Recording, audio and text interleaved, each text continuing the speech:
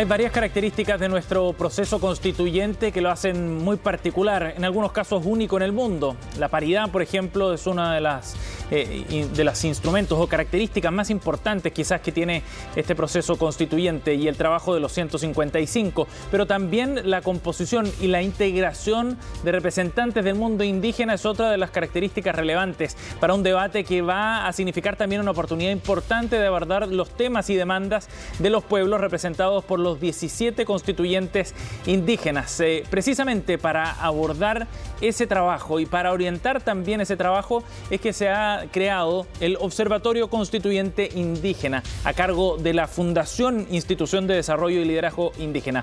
Vamos a conversar sobre este tema junto a Diego Ancalao, analista político mapuche y director del observatorio. Gracias por estar con nosotros, Diego, muy amable. Hola Sebastián, gusto saludarte. Gracias por conversar con nosotros. Agregar, sí. No, el gusto es mío. Te comento que faltó solo agregar que soy candidato independiente a la presidencia y estoy recolectando firmas. También. Si es que eso ocurre, va a ser la primera vez en la historia que el debate presidencial va a ser plurinacional. Sí. Y marcaría otro hito en un proceso que ha tenido ya varias particularidades, Diego, bien importantes desde el punto de vista de nuestros pueblos originarios.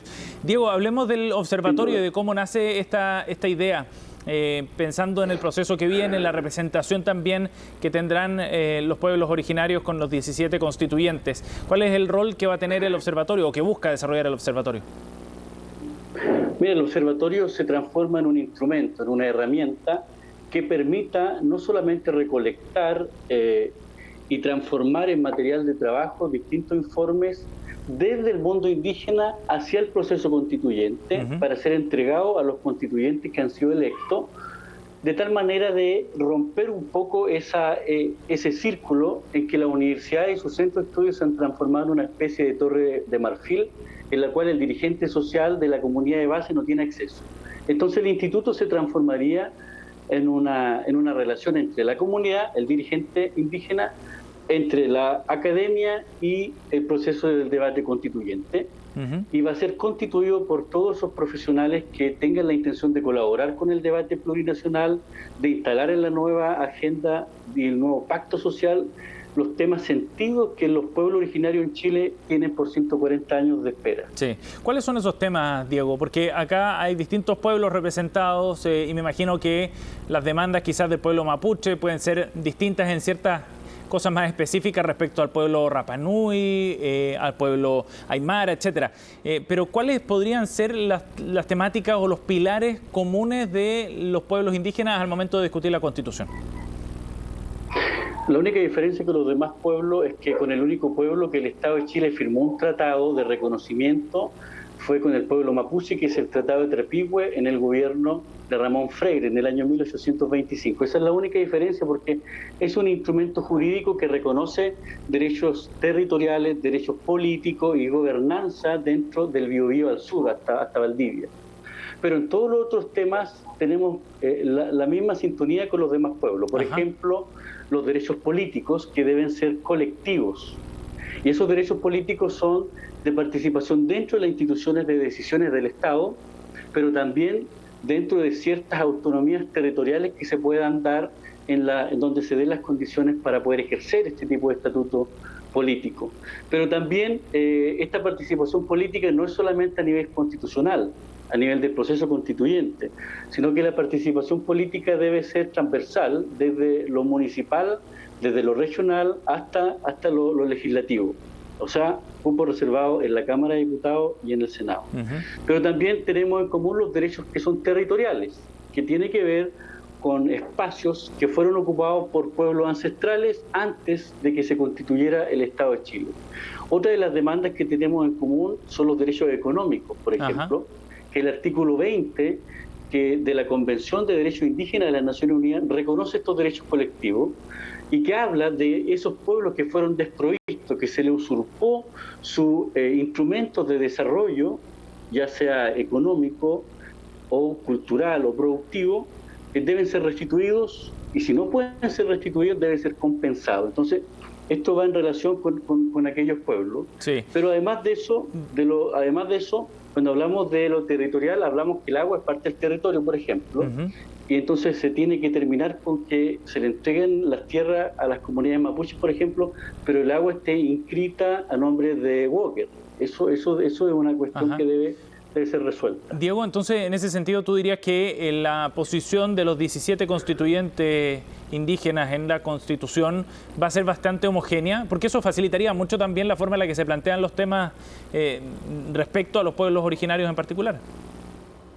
O sea, va a ser homogénea, pero al mismo tiempo va a tener cuestiones coyunturales, porque entre los Aymara y entre los Selknam hay alguna diferencia por las características propias de los pueblos y de la ubicación geográfica. Pero, por ejemplo, uno de los temas medulares de este proceso constituyente es plantear una nueva relación entre la persona y la naturaleza. Por ejemplo, los mapuches nunca hubiésemos asesinado a la madre tierra como se está haciendo hasta hoy día con una sobreexplotación. Entonces, ¿qué quiero decir con esto? Que la nueva Constitución debería tener como pilares lo que es la suma causai que tienen los quechuas, la suma camaña que tienen los atacameños, o el comemonguén que tiene el pueblo mapuche, que dice lo siguiente: dice que los derechos de la naturaleza son inseparables de los derechos de la persona. Perfecto. Comprender esta unión entre derechos de la gente, de las personas y de la naturaleza en uno solo, lo que constituye en el fondo es la posibilidad de preservar la especie humana. Porque la separación de esta unión es la que tiene hoy día en peligro, digamos, no solamente el agua, el calentamiento global, lo que está en peligro hoy día es justamente la especie humana. Y en eso, los pueblos originarios que van a estar en este debate constitucional tienen hoy día la posibilidad de hacer ese aporte a todo Chile, para que entonces los nuevos pilares que van a sostener, los principios que van a sostener la Constitución, vayan en esta sintonía mucho más profunda, Diego, y que lleva obligatoriamente a debatir una nueva forma de desarrollo para Chile. Sí, en ese sentido, entonces, el trabajo del observatorio, los insumos que pueden generar, por supuesto que van a ser muy útiles también para todos los integrantes de la convención, ¿no? En la medida en que hay que transmitir al resto también la forma en la que los pueblos originarios ven estas distintas materias. Sí, mire, el observatorio va a tener que hacer una especie no solo de investigación y trabajo con los dirigentes indígenas, sino que además de eso va a tener que hacer una especie de pedagogía política, claro, para que los otros sectores que van a participar de este proceso constituyente puedan entonces tener relación con esta nueva forma, con este nuevo y antiguo concepto también. Pero ahí hay un elemento bien importante, porque entonces la tarea de los 17 constituyentes indígenas va a ser transformarse en un poder de mayoría para decidir. Y para eso entonces, con esta nueva forma que se va a explicar y plantear, hay que hacer relación con los constituyentes que fueron electos en listas, que también son indígenas, pero también con todos esos constituyentes que pertenecen a ese Chile en mestizo, es decir, que no son ni muy chilenos ni muy indígenas, pero saben que su abuela o su abuelo era indígena, y que están en la Convención Constituyente. Ese es el camino para transformarse en mayoría, pero no entrar a un debate entre la izquierda y la derecha. Diego, ese es un debate de la época de la Guerra Fría. ¿Sí? Diego, y en ese sentido, ¿cómo ves tú el hito político que marca la inclusión de los pueblos originarios en esta instancia constitucional? Te lo pregunto no por el hecho en particular de redactar la Constitución, sino lo que significa hacia adelante también en términos de participación política. El hecho de que tú quieras llegar a la papeleta, por ejemplo, en la presidencial, es otro símbolo también bien relevante. Mira, yo creo que dos cosas principales. La primera es que se derrumba y se destruye todo ese discurso que se venía repitiendo en Chile de un grupo de la casta política que decían que Chile era uno solo, un solo Estado, una sola nación y que los pueblos indígenas no existían. Hasta último minuto hay senadores que aún creen que los pueblos indígenas no existen. Entonces, el primer punto, que el reconocimiento de dar un espacio en cupos reservados para los pueblos, donde se elijan entre sí, ya rompe todo ese discurso hegemónico que se venía sosteniendo por 140 años en Chile.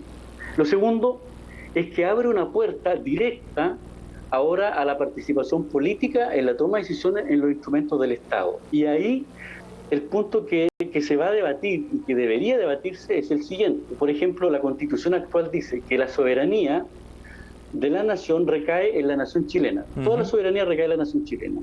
Para que Chile sea plurinacional, ahora debe decir que la soberanía recae en la nación chilena y en las primeras naciones. y que esa soberanía se va a expresar mediante las instituciones públicas, mediante los elementos del Estado y mediante los cargos que se ejerzan, para lo cual hay que crear una nueva infraestructura a este respecto. Entonces, son esos dos puntos. Y un tercer punto es que la sociedad chilena mayoritaria, diría yo, se ha dado cuenta entonces que su ancestro más cercano es justamente el indígena y no el europeo. Por eso que en sus marchas portan la bandera mapuche y de otros pueblos. Sí, claro. Entonces hay un reconocimiento a una identidad que Chile no tiene, que Chile había perdido, porque el idioma de Chile es de Castilla y la religión es de Italia. Entonces ahora reconoce que justamente hay un pueblo que es la raíz, que le da un sustrato. Entonces el otro aporte a este debate constitucional es justamente a contribuir a la propia identidad de Chile. Sí, es claro. Una cuestión que antes nunca había ocurrido. Y es lo que hace tan particular y tan especial también todo este proceso constituyente, entre otras cosas. Gracias por el contacto, Diego, para hablar de este tema. Muy amable. Gracias a ti.